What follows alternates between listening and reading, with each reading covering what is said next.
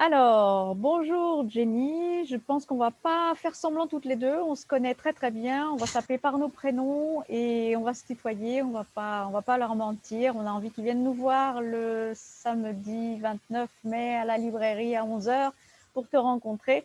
Donc, autant faire les choses naturellement et le plus sincèrement du monde. Donc, le 29 mai à 11 heures à la librairie, il sera question de ton recueil de nouvelles qui vient de paraître aux éditions Le Lys Bleu, qui est une maison d'édition qui est distribuée par le groupe Gallimard, pour situer un petit peu.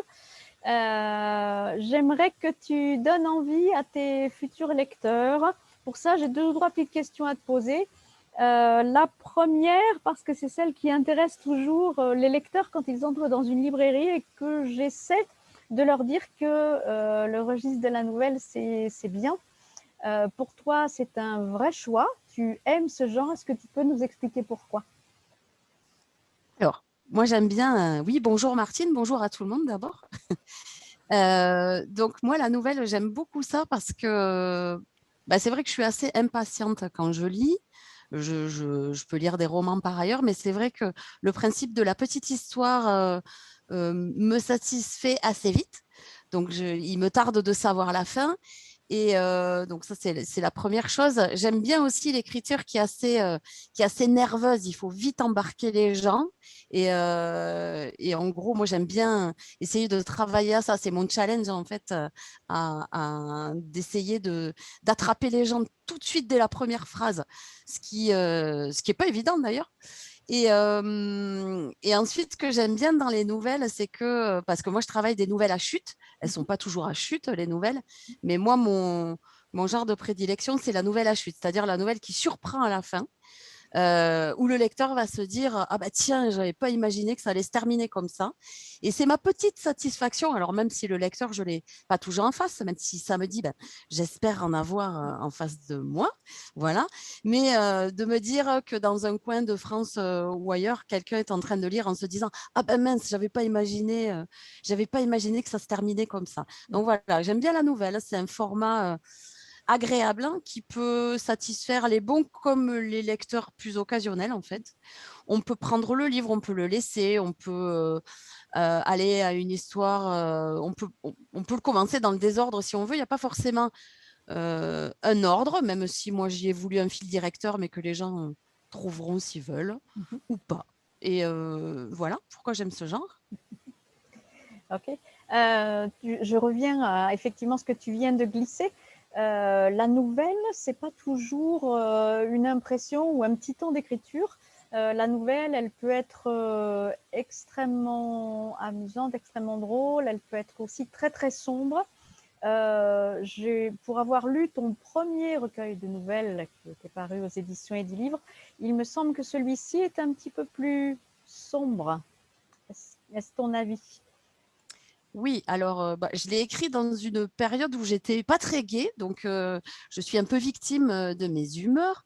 C'est vrai que le premier, c'était plus un exercice de style avec un jeu de cache-cache avec le lecteur que j'embarquais.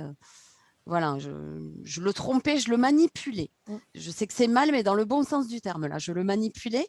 Dans ce recueil-là, les histoires déjà sont plus longues, alors toute proportion gardée, parce que c'est évidemment toujours de la nouvelle. Hein. Mhm. Donc ça reste court, mais c'est légèrement plus long que ce que je fais d'habitude. Et voilà, j'ai travaillé sur des choses un peu plus complexes au niveau des sentiments.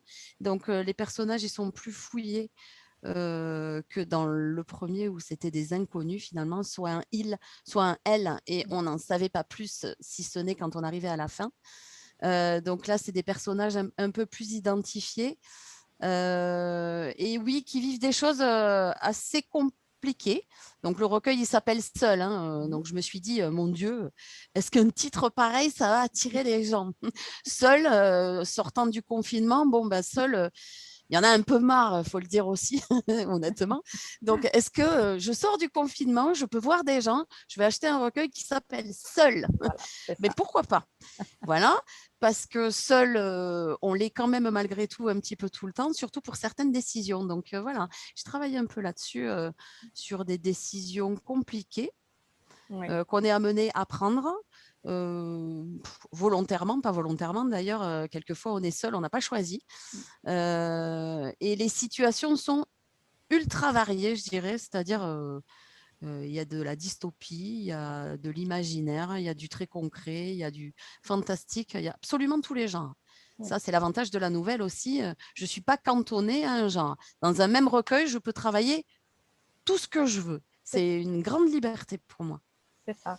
Et cette liberté Mais oui, il est d'expression, plus c'est vraiment- sombre que le premier. Pour répondre à ta Oui, question directement, oui, il est quand même plus sombre. Mais on peut le lire à certains moments, un sourire aux lèvres, et on peut en sortir rêveur de certaines nouvelles aussi. Voilà. notamment du fait du choix que tu fais effectivement d'écrire de la nouvelle à chute. Effectivement, c'est seul, mais seul avec soi-même, dans certains cas, hein, ça pourrait être le sous-titre, mais la pirouette, l'espièglerie, elle vient de la forme de la nouvelle à chute, et que surtout, on ne s'imagine pas une lecture trop pesante. C'est pas du tout le thème. Non, non, on n'en sort pas totalement désespéré. Je ne D'ailleurs, crois pas. dans le titre, j'ai mis seul et j'ai rajouté un S. Oui. Donc, on n'est pas tout à fait seul. Et un point Voilà. d'interrogation, ce qui n'est Et pas... voilà. euh, Et le choix derrière, c'est ça, est-ce que je le reste ou pas? c'est ça, exactement. Est-ce que je le reste? Ça, c'est le plus important. Le fait de travailler, comme tu viens de le dire, tu choisis diverses entrées, c'est l'intérêt du recueil de nouvelles, que ce soit effectivement fantastique ou poétique ou bien d'autres. Le fait de travailler sur un seul thème, est-ce que ça t'a aidé? Est-ce que c'était un choix de départ?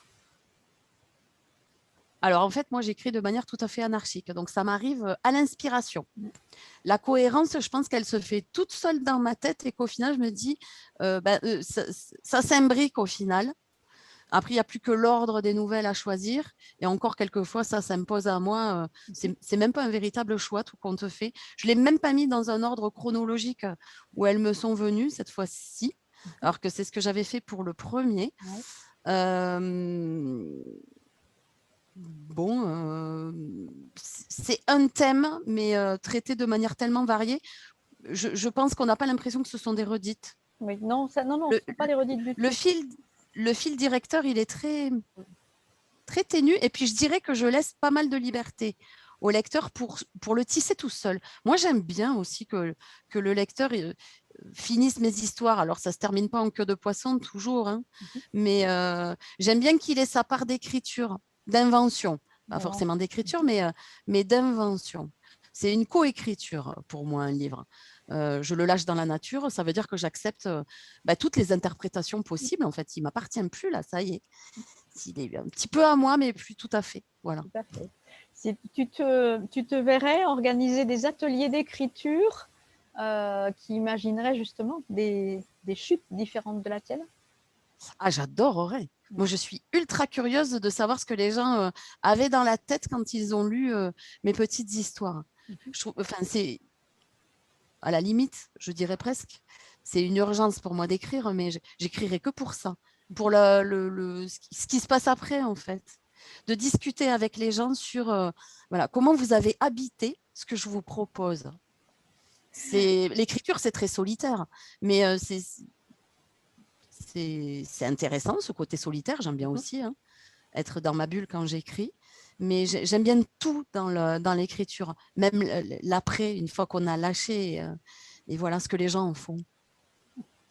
Je crois que justement, on est en train de vivre la période idéale pour ça, puisque donc, on le répète, on va pouvoir commencer à se rencontrer samedi 29 à 11h. Tu vas, je l'espère, croiser des lecteurs sur notre secteur, et le fait qu'on ne puisse pas pour le moment encore organiser de véritables rencontres, eh bien, ça va leur laisser le temps de lire et de revenir échanger avec toi lors d'une vraie rencontre modérée. J'espère que ce sera le cas bientôt.